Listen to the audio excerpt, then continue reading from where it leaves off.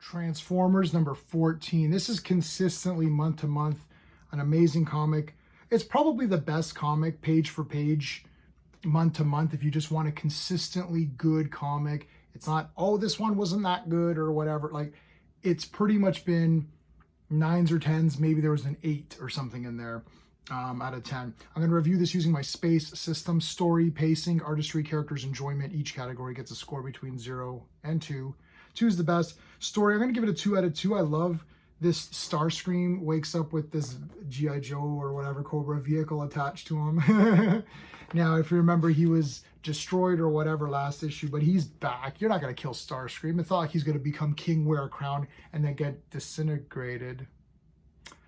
Anyway, I love the story here. I'm giving it a 2 out of 2. I love this guy here. Now, I don't know if these guys are bad. Are they? I don't know if they're Cobra Troopers or what.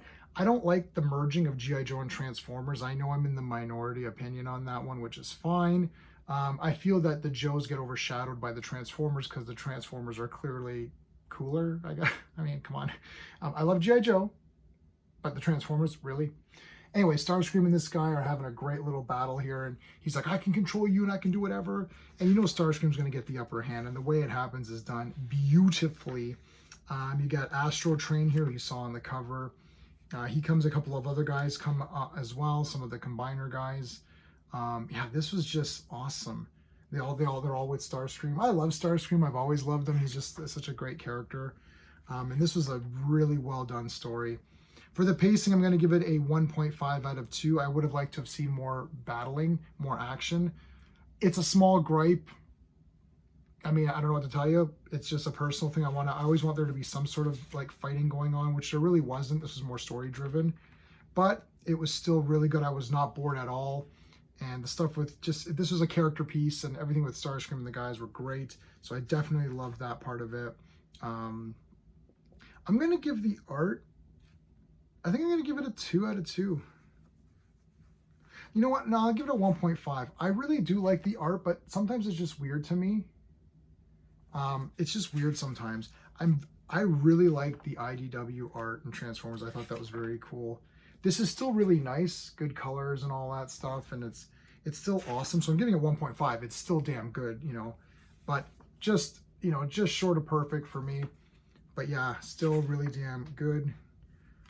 For the characters, I'm going to give it a 2 out of 2 for the characters. Man, Starscream's the best. Everybody in here is cool. Astro Train joins up. I like that Starscream is getting his own little faction of guys.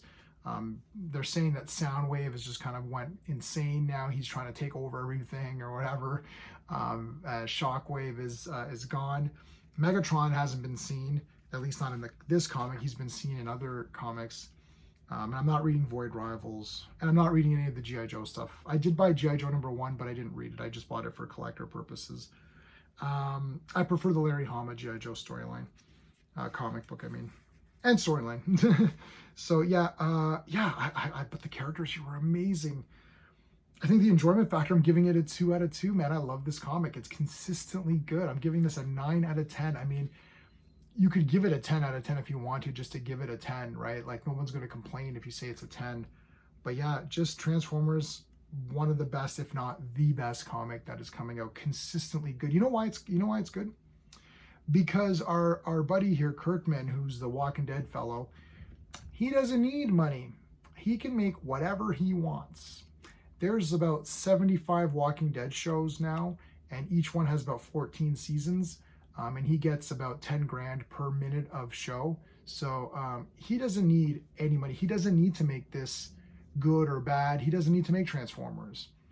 So why is it so good? Because he loves Transformers, obviously. So he got together a team of people that actually care. Are you ready? They care about the comic they're making. They care about it. They're like, I really like Transformers. I want to make a really good comic. See, they don't need to make this comic. Nobody involved really needs it. Surely Daniel Warren Johnson, one of your top guys around, can get work anytime he wants, right? Skybound doesn't need this crap. They can make any comics they want to. They're making this out of love, and it shows in the comic. This is why everyone's dying over this. Every printing, it's like second printing, third printing. Issue 1, I don't know how many printings there are. It's crazy.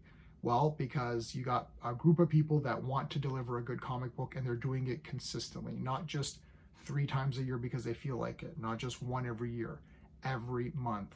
Check out Transformers. Let me know in the comments what your thoughts are. Thanks for watching. Consider subscribing to the channel. Remember to like the video. Until next time.